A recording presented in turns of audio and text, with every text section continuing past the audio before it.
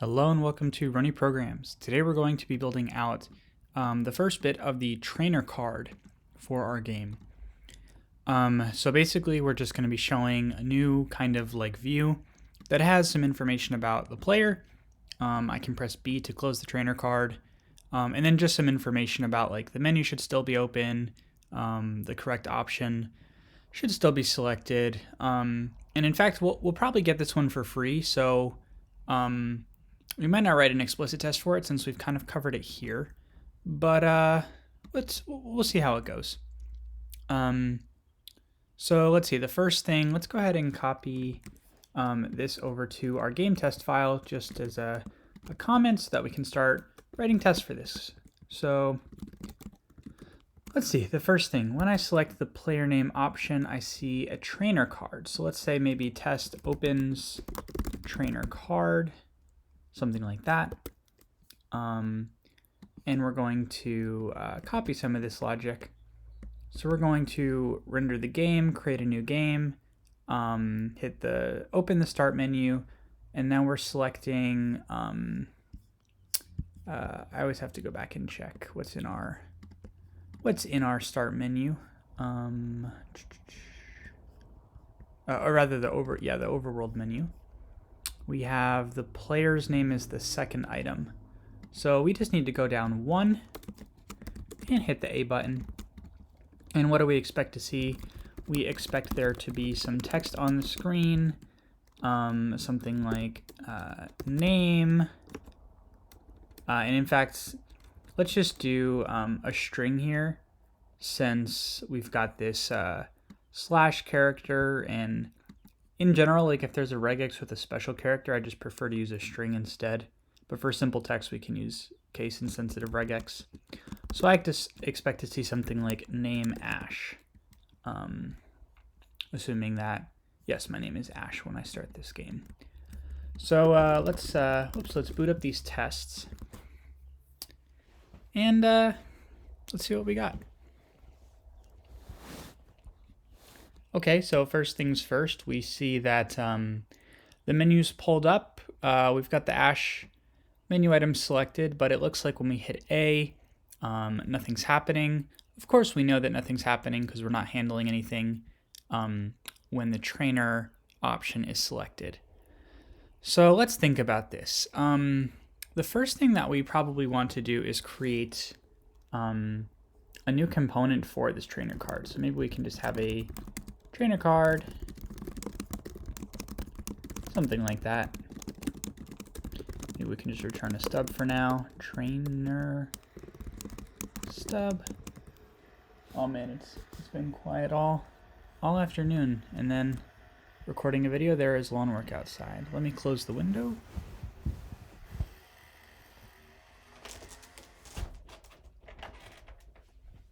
Okay, there we go. Hopefully that won't create too much background noise. But let's see what we got. Got a little bit distracted. Oh yeah, so we've got our trainer card stub. And then in the game, we want to actually create a new view for the trainer card. So, you know, we're in the overworld, but I like to think of it as like this is kind of a view separate from like what you're seeing, like the player moving around and all that kind of stuff. So let's say when the trainer card view is active, we can return the trainer card component. Something like that. Wow, that's really funny. It's been silent for like the past 2 hours or so, and right as I start recording, someone decides they want to weed whack. Cool. So let's go ahead and stage what we have right now. Now what we want to do is actually show the trainer card when that option is selected. So maybe in overworld we could have something like on trainer card open, something like that. And then we can have a function we can write, handle trainer card open. And what is that function going to do? Well, maybe let's just do nothing for now. Oh,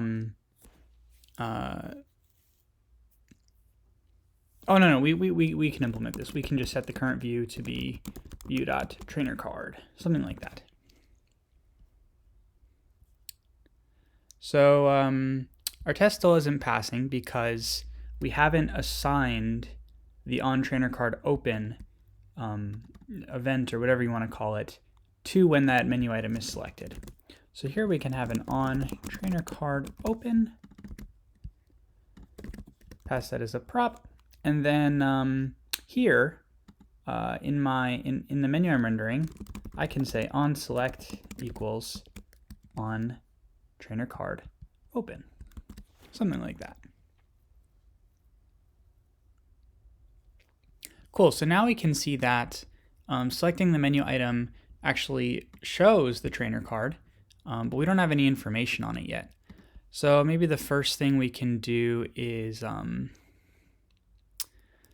so we can maybe just pass the player's name first off. So we can say player name, save data, .player.name, something like that. You can see we have some duplication here, so maybe what we can just do real quick is create like a player name variable, player name, and we only need one of those.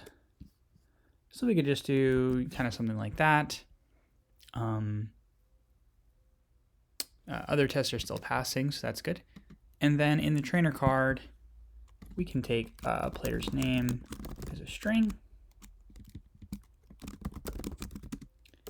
And then we can just render some text. We can just, maybe we can just make this like a p tag for now and say name, player name, something like that. And that should give us a passing test. Okay, cool. So that's it for the first part. So when I select it, I see trainer card that displays my name. So now when I press B, I can close the trainer card. So let's have a test, closes trainer card when the B button is pressed, something like that.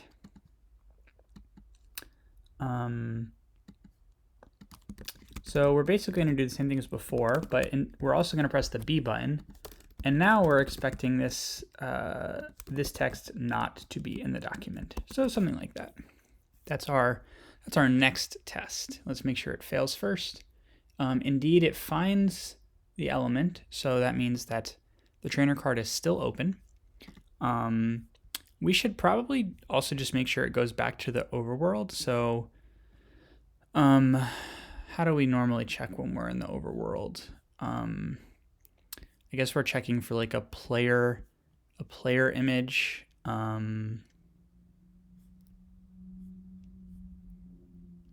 We could do that. We could check for a player image.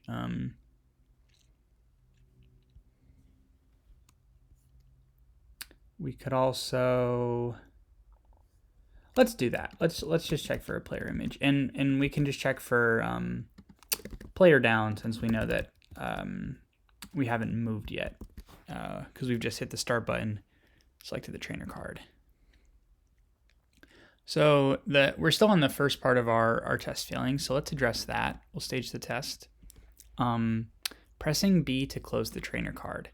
So in the on the trainer card, maybe we can have an API that just looks like onClose, handle trainer card close, something like this.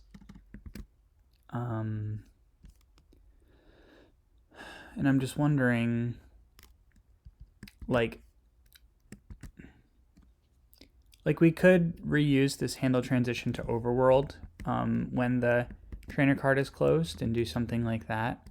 That would depend if the transition is ever like different, like if we're doing something special when we're coming from a new game versus the trainer card. But I'm gonna say let's reuse that function for now. And then here in the trainer card, we're going to render, you guessed it, we haven't seen this boy in a long time, a controller listener for this component. The priority, we can say this has a menu priority, something like that. It won't matter because it should be the only controller listener being rendered, but and then on B press, we're going to call onClose. OnClose is a prop that's going to be passed down to us. Oops, something like that. And that should be a passing test. Okay, cool. So now I can press B to close the trainer card. So actually I said we could check for the player image. The next part of our acceptance criteria gives us what we should check for. We should check that the overworld menu should still be open. So in other words, I should still see the option for the player name. Not only that, it should still be selected. So we can just kind of do both of these in one. We should say Ash should be, the selected option Ash should be in the document. And that would complete the acceptance criteria for this story. So let's go ahead and implement this last bit. So when we come back, we see that the menu is not open. The reason for that is because the overworld controls whether or not the menu is visible. But we would like the game to control that, since that data is now being preserved when the overworld component is unmounted. So just to repeat that, the reason that the current design doesn't work is because overworld manages whether or not the menu is visible, and when the trainer card is viewed, overworld will unmount and we're going to lose this state. So we need to lift this state up so that it's preserved across mounts and unmounts of overworld. And one thought I had is that we can put that in the temporary data for the game. Something like is overworld menu visible? We can make that a Boolean. I guess we should define it first. Is overworld menu visible? It's a Boolean value. We'll default it to false. And then we'll stage our changes back in the game. Let's think about this. We want to tell the overworld what the state of the cursor is. So let's have an is overworld menu visible prop. And we can say temporary data is overworld menu visible, something like that. And then we also need a way for the overworld to tell us that the overworld menu has been opened or closed. Right? So we have a callback here for when the cursor changes, so that the game can keep track of that in the temporary data. But we also need to keep track of when it's open and closed to update the is overworld menu visible field on the temporary data when those events happen. And so what I'm gonna also need to do here is something like on overworld menu open, and then on overworld menu close, something like that. So why don't we define these two functions right now? So this is on overworld menu open. Let's actually do alphabetical order, close and then open. These don't take any arguments. And we want to update the temporary data. When it's closed, we want to set that to false. And when it's open, we want to set that to true. So something like that. We probably have a test in the overworld for, so close is when the start button is pressed. We'll probably want to update these tests to make sure that the callback was fired. But let's go ahead and start adding these. So on overworld menu close, I just realized that we could probably put this before cursor for alphabetical sake. So let me just do that. Cool. Still just got the one failing test. We've got an unsaved file, the overworld, right? Because we just added the close field. And let's add open as well. Something like that. let's stage what we have, making sure that just the one test is failing. And let's dive into the overworld test. So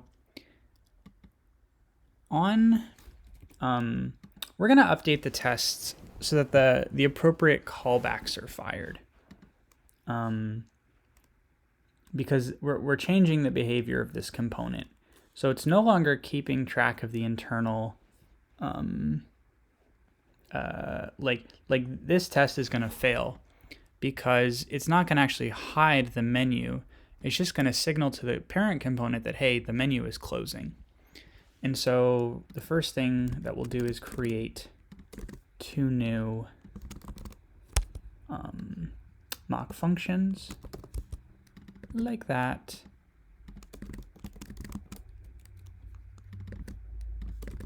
We'll pass them in to the component that we're rendering. Oh yeah, we also want an on trainer card open, which we're not going to write a test directly for because we've got that covered in integration test. But we'll provide it anyways. We could unit test that functionality, but it's fine for now. So now like I said, the behavior of this component is changing. So it's no longer closes the overworld menu when the B button is pressed, or it does, but the expectation is different. So what we want to do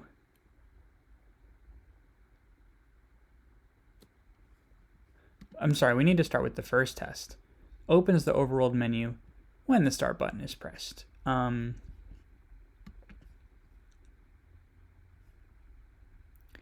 in fact, I'm thinking,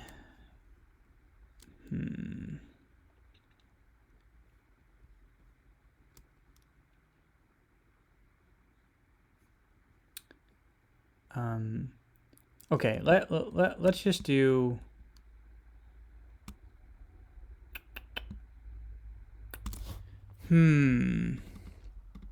okay, I think I need to take a step back. So the first test we have is just testing that these options appear when the menu is open.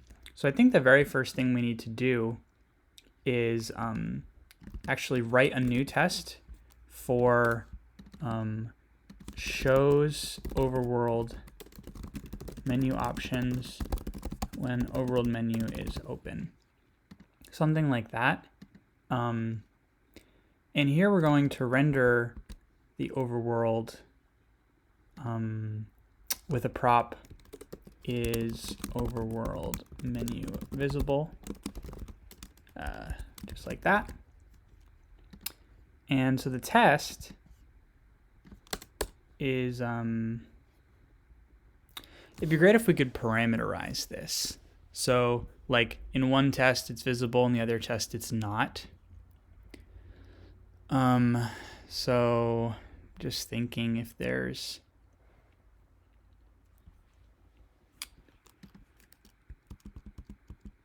let me undo that.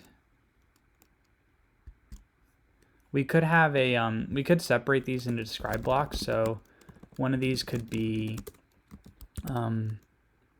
the overworld menu is visible, something like that. And that would be these tests. Like everything we have so far basically is overworld menu visible, something like that. Let's wrap that in describe. And then we would also have a describe block for when the overworld menu is not visible. So is not visible. And this would render with this value to be false. Ideally, we would have a nicer way to parameterize what we're rendering. I'll think about that a little bit. But let's see what we got. So we want this to be in a before each. That was my mistake. Whoops. Something like that.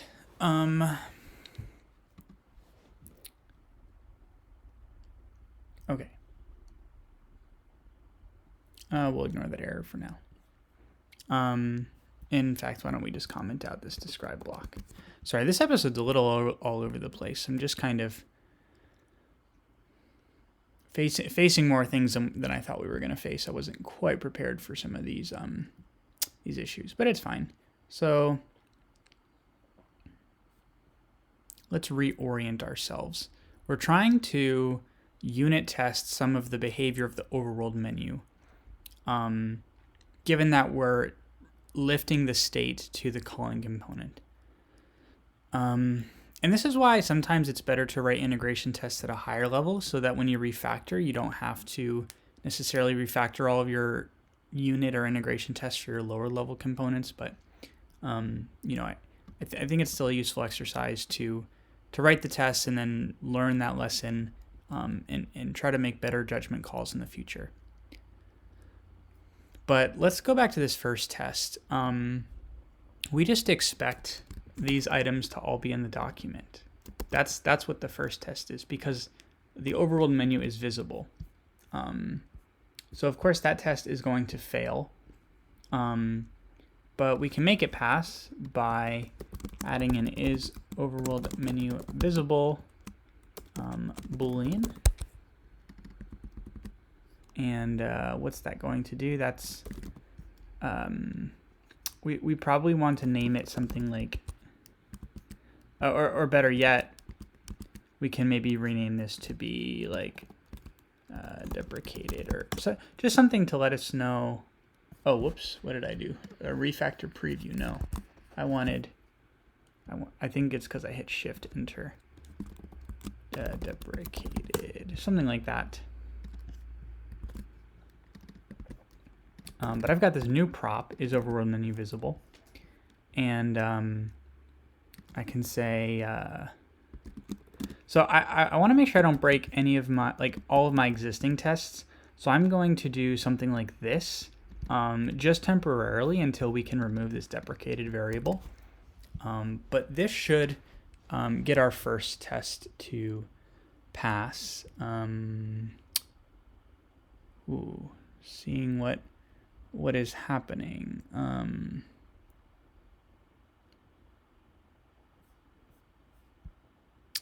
So I think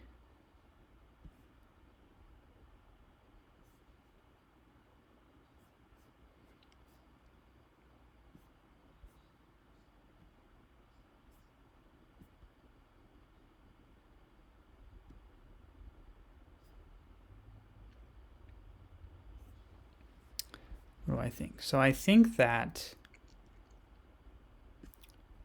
it'd be better if we could make changes without breaking a bunch of our tests at once. So let's see what we can do about that. Why would that break a whole bunch of tests? I'm not quite sure.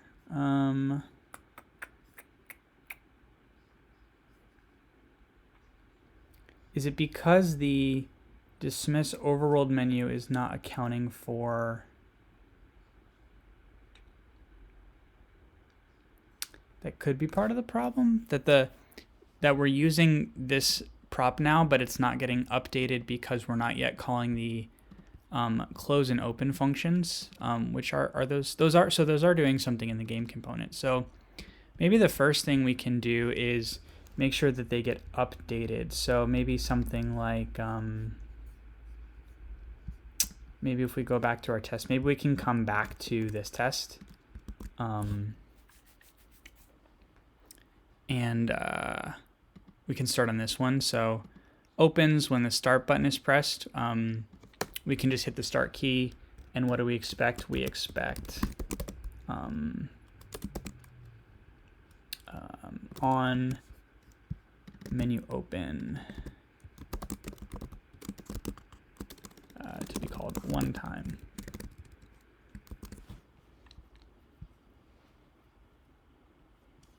So we can make the changes to get this test to pass now. And all that's going to do, or to get it to pass, all we need to do. So this is what? This is opening the menu. I thought this is when the overworld menu is visible. So this test actually needs to go down in here.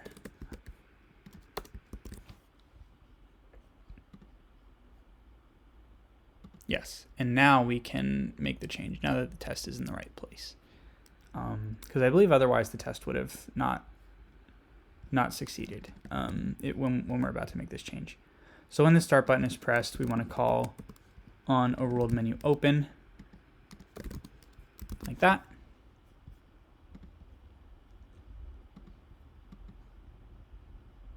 Okay, the test is passing now. Next closes when the B button is pressed.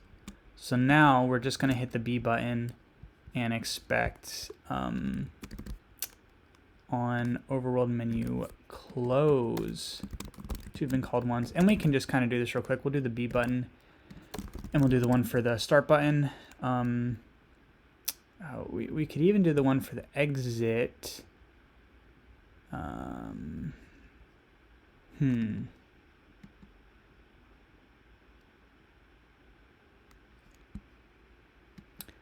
I'm not sure if this cursor will work.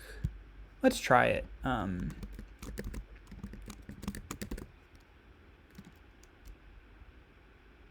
Yeah, let's try it. So first test is when the B button is pressed, we want to close the overworld menu. So we have this on overworld menu close, and that's when the B button is pressed. So that would be on dismiss. So dismiss overworld menu is going to call overworld menu close, like that. So we don't get that callback fired, and I'm wondering why that might be.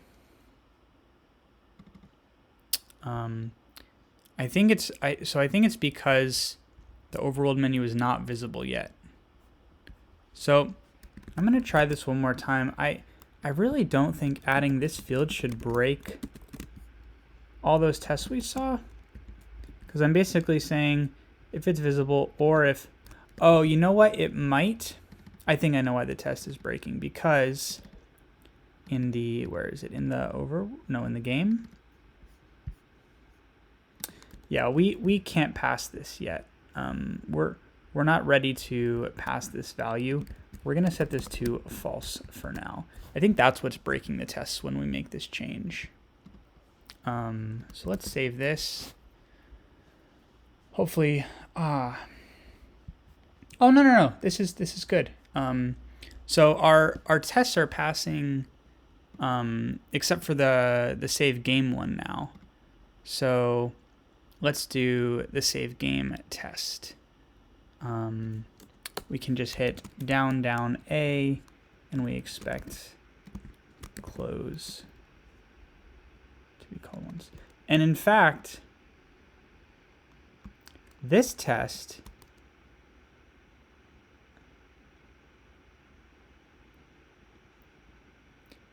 needs to go up into the game.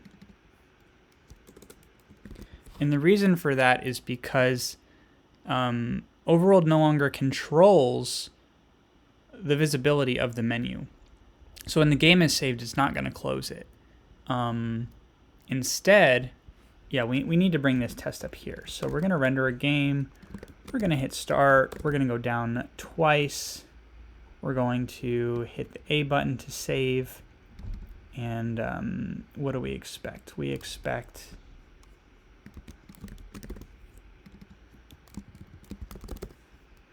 the save option not to be in the document. Something like that.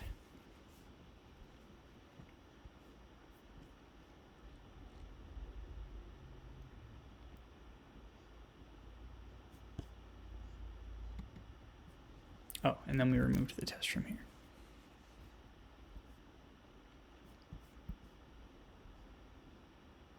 Cool. So actually, interestingly, this test is passing.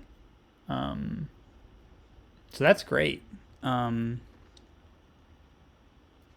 closes trainer card when the B button is pressed test is failing. And why would that be? It's because the menu is still not visible. So maybe back in the overworld, we might, and we can we uncomment this test and see if this one passes? Okay, cool. This one's passing too. And then back in the game, I think we're ready to pass the temporary data is overworld menu visible field. Fingers crossed we have all. Oh my goodness, look at that. Sorry, this episode was kind of a ride. I try to like do a little bit of planning beforehand just to get a sense of like, okay, how complicated is this change going to be? I did rate this story as a 5, but I maybe didn't do the best job of like walking through my thought process. I was kind of moving pretty quickly. So I apologize for that. I notice now actually that we hopefully don't need this deprecated field anymore. Let's see if that's true. Indeed, our test will pass. And then we probably don't need to set whether or not the overworld menu is visible anymore. So let's check that. Indeed, this handle start press is a redundant method because it's just calling another method with no parameters. And same for dismiss overworld menu. So we can drop that in. Something like that.